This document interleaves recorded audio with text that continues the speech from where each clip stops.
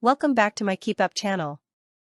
Labor raids 10 million pensioners, and tax hikes are coming. Reeves strips most OAPs of winter fuel payments and flags difficult decisions in budget as she blames Tories for £22 billion hole in public finances, but still hands junior doctors 22% pay rise. Rachel Reeves raided pensioners and signaled tax hikes are coming today as she claimed there is a £22 billion hole in the public finances. In a crucial House of Commons statement, the Chancellor accused the Tories of leaving the government's books in an even worse state than she feared. Pointing to sky-high spending on policies such as the Rwanda scheme, Ms. Reeves said the reserve had been exhausted and decisions on pay awards had been ducked. Asylum system costs were £6.4 billion over budget this year, while transport was £1.6 billion over, and support for Ukraine was also not fully funded. She laid out plans to slash road projects, including shelving a long-awaited tunnel under Stonehenge and make departments find savings. But Ms. Reeves argued that was not enough, saying she had no choice but to strip all pensioners who do not receive pension credit, around 10 million people, of winter fuel payments worth up to £300. That will save the government £1.5 billion. The long-awaited cap on social care costs will be put on ice rather than taking effect in 2025. As West Streeting had promised would happen. VAT will be applied to private school fees from January 1 next year, earlier than had been anticipated. Anyone paying fees in advance after today will also be hit with the levy. Ms. Reeves also teed up tax rises in the budget on October 30, with a £16.4 billion gap still needing to be closed. Inheritance tax and capital gains are viewed as likely targets, after Sir Keir Starmer ruled out moves on income tax, national insurance, and VAT. Despite the dire warnings, Ms. Reeves has accepted pay recommendations in full, giving the green light for inflation-busting rises for public sector workers, at an estimated cost of £9.4 billion. She also said junior doctors have been offered a package worth a whopping 22% over 2 years to settle their dispute. That will cost billions of pounds more, and spark concerns about fueling inflation, potentially making it less likely that the Bank of England cuts interest rates this week. Speaking at a press conference tonight, the Chancellor defended limiting winter fuel payments to only those on benefits while hiking junior doctors' pay. Asked about Charity Age UK's warning that 2 million pensioners who badly need the money will now miss out, Ms. Reeves said, "I understand why Age UK are disappointed. It's not an easy decision to announce that winter fuel payment would only go to people receiving pension credit. But it's the right decision in the circumstances in which we find ourselves to ensure that pension credit continues to go to the poorest pensioners." The Chancellor also defended bowing to junior doctors' demands for a hefty pay increase, saying the cost of not settling the pay dispute has real costs as well. She said cancelled appointments as a result of strikes affects everybody in society, but perhaps the oldest members of our society are affected the most. Pressed on why she was picking on pensioners, Ms. Reeves added, "These are not the decisions I wanted to make, but in the circumstances I find myself in, these are the fair and the right decisions to make." The Tories accused the government of misleading the public over winter fuel payments.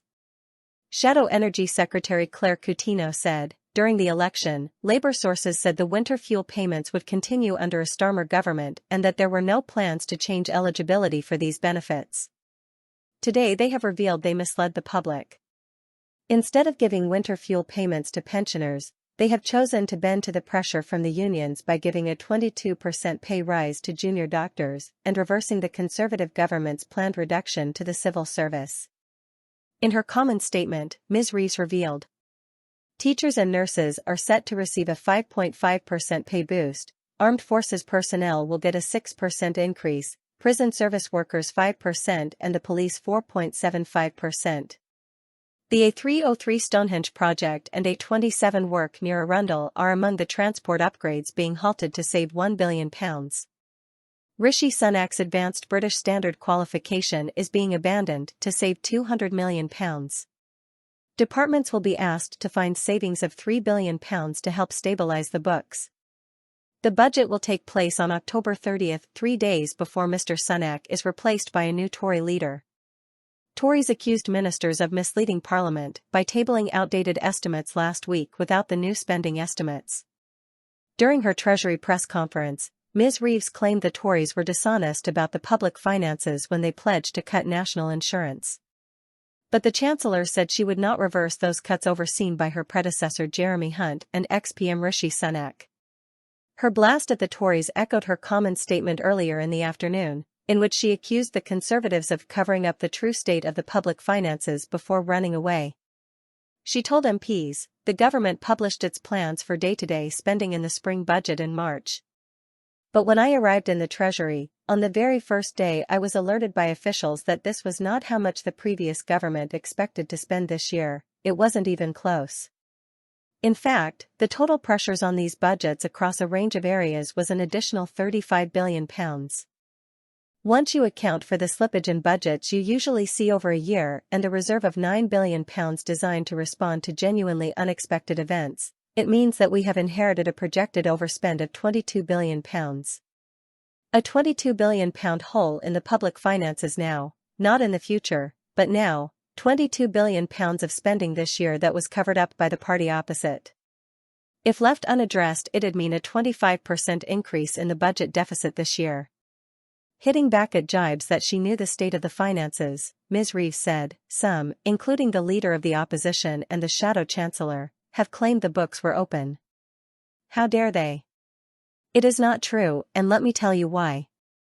There are very clear instances of specific budgets that were overspent and unfunded promises that were made, but that, crucially, the OBR was not aware of for their March forecast.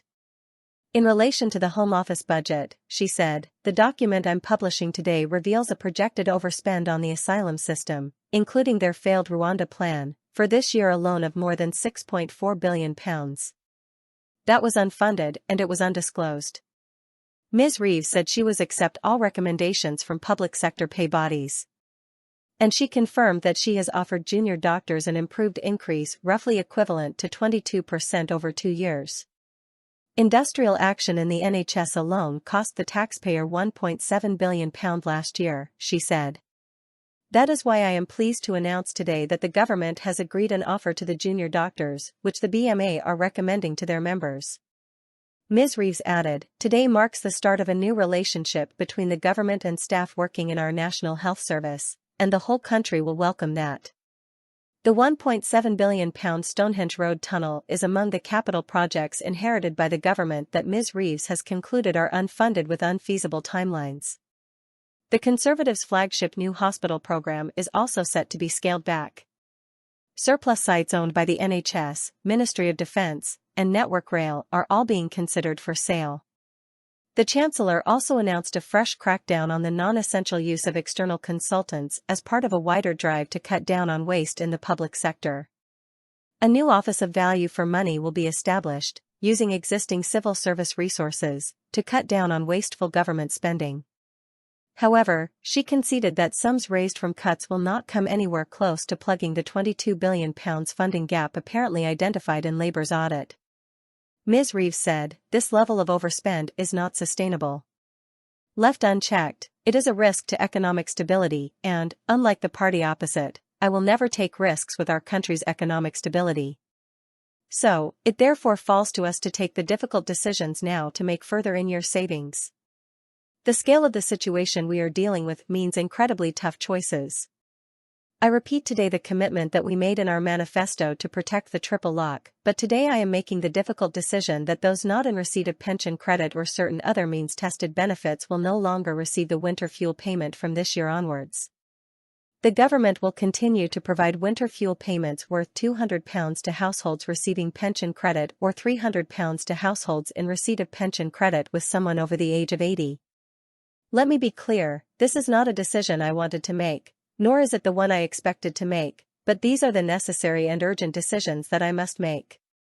Responding to Ms. Reeves, Mr. Hunt, now the shadow chancellor, shot back, if you're in charge of the economy, it's time to stop trash-talking it. What's the point of going to New York or Brazil to bang the drum for more investment if you come home with a cock-and-bull story about how bad everything is? She should stop playing politics with Britain's reputation and get on with running the economy. Outside of the Commons, money-saving expert Martin Lewis raised alarm that winter fuel payments were being too narrowly targeted, saying people just above the credit threshold would be hit. He warned Labour's cut would leave some struggling to heat their homes this winter.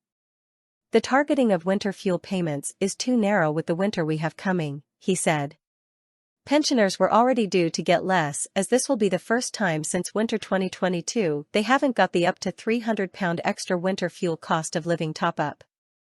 The energy price cap is likely to rise 10% this October and stay high across the winter, leaving most energy bills nearly double those pre-crisis, at levels unaffordable for millions. Many pensioners eke out the £100 to £300 winter fuel payments to allow them to keep some heating on through the cold months. While there's an argument for ending its universality due to tight national finances, it's being squeezed to too narrow a group, just those on benefits and pension credit. Yet again, those just above the thresholds will be hardest hit. Caroline Abrahams, charity director at Age UK, said, "We strongly oppose the means testing of winter fuel payment because our initial estimate is that as many as 2 million pensioners who badly need the money to stay warm this winter will not receive it and will be in trouble as a result." Yet, at the other end of the spectrum, well-off older people will scarcely notice the difference, a social injustice. A big reason for this disastrous outcome is that more than 1 in 3 pensioners entitled to pension credit, the qualifying benefit for WFP under this proposal, don't receive it, a proportion that's been roughly constant for many years. More than 800,000 older people living on very low incomes, under £218.25 a week for single pensioners and under £332.95 for couples, who are already missing out on the pension credit they are entitled to get to boost their incomes, will now lose the WFP that helps them to pay their fuel bills. In addition, there are also about 1 million pensioners whose weekly incomes are less than £50 per week above the poverty line, who will also be hit hard by the loss of the payment. Older people in this group often tell us they really struggle financially. The proposed change will make it even harder for them to afford to stay warm when it gets chilly. Finally, there is a third group who will find it extremely difficult to heat their homes adequately this winter as a result of the proposed change: older people whose incomes are a little higher though still limited, but who live in energy-inefficient homes and/or who are seriously unwell and need to keep the thermostat turned up high in order to protect their health. But trade unions were delighted by Labour's decisions to dip into taxpayer funds for bumper pay deals. TUC General Secretary Paul Nowak said, "Her approach stands in stark contrast to the previous government, who played political games with the pay review bodies. I hope this is the crucial first step in dealing with the recruitment and retention crisis blighting our schools and hospitals. And it will need to be accompanied by a long-term plan for the public sector workforce." The FDA, which represents civil service professionals, said the pay boost of up to 5% for Whitehall officials was the right decision. General Secretary Dave Penman said, "For too long we've seen pay eroded due to short-term decision-making, with a broken pay system leading to record churn in the civil service and causing a crisis in recruitment and retention across the public sector. I appreciate that this announcement comes against a challenging economic backdrop and some departments may have some difficult decisions to make to achieve the efficiencies outlined by the Chancellor, but I welcome that the government has recognized that public sector pay must be a priority. If we want world-class public services, then we must invest in the public servants that deliver them, and this announcement is the first step in the right direction. There is still significant work to do, and the FDA will continue to engage with the government to improve the pay system so that it properly rewards hard work, attracts the skills and expertise we need, and provides the necessary progression to attract and retain talent." Mr. Reeves ditched the Tory aim to launch a Tel-Sid-style share sale of its remaining 20% stake in NatWest. The former government had been planning to launch a share sale in the lender to retail investors this summer, before it was put on hold due to the surprise July 4 general election announcement. Ms. Reeves told the House of Commons, "We intend to fully exit our shareholding by 2025 to 26. But having considered advice, I have concluded that a retail share sale offer would involve significant discounts that could cost taxpayers hundreds of millions of pounds. It would therefore not represent value for money." She added, "It will not go ahead. It's a bad use of taxpayer money, and we will not do it." The bank, formerly known as Royal Bank of Scotland, was at one stage 84% owned by the state after a mammoth £46 billion bailout at the height of the financial crisis. The Treasury has been selling down its stake in the lender, which also owns Coutts, as part of aims to return it fully to private hands.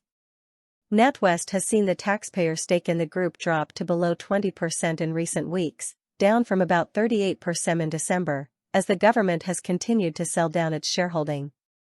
Attention will now turn to how Ms. Reeves will raise more revenue. She will be urged to consider clobbering more than 30 million drivers by Treasury officials to help plug the gap. She is expected to look at allowing the 5p fuel duty cut to expire next March. The 5p a litre fuel duty cut was introduced in March 2022 by then Tory Chancellor Mr. Sunak to ease the cost of living burden on families amid soaring oil prices. But prices at the petrol pumps have since fallen significantly, and Treasury officials believe it is time to hike the motoring tax, it is understood. Ms. Reeves will also be asked to consider whether fuel duty should rise in line with inflation for future years. The previous Tory government froze the fuel duty escalator for 14 years, meaning the levy remained 57.95p a litre between 2011 and 2022 and has been 52.95p since the 5p cut. Analysis shows the successive freezes have been worth at least £80 billion to drivers collectively. Reversing the 5p cut and allowing the escalator to rise with inflation would add about £100 to the annual fuel bill of the average driver, of which there are around 33 million in the UK. It could net the Treasury as much as £3 billion to £4 billion extra a year in tax receipts. Treasury officials have also drawn up plans to equalize capital gains tax with income tax and lower relief on pension savings for up to 6 million higher earners. The Institute for Fiscal Studies said some of the details set out by Rachel Reeves were shocking, although not all the spending pressures were a surprise. IFS Director Paul Johnson said, "Rachel Reeves is within her rights to feel somewhat aggrieved. It was always clear and obvious that the spending plans she inherited were incompatible with Labour's ambitions for public services, and that more cash would be required eventually. But the extent of the in-year funding pressures does genuinely appear to be greater than could be discerned from the outside, which only adds to the scale of the problem. But not all of what we heard should have come as a terrible surprise. Public pay recommendations were always likely to be higher than the 2% rises that had been budgeted for, and the NHS often needs extra cash for the winter." Mr. Johnson added, "If the scale of these overspends and spending pressures was apparent in the spring, and in lots of cases, there's no reason to suppose otherwise, then it is hard to understand why they weren't made clear or dealt with in the spring budget." Source: dailymail.co.uk. Please like, share, and subscribe. Thank you for watching.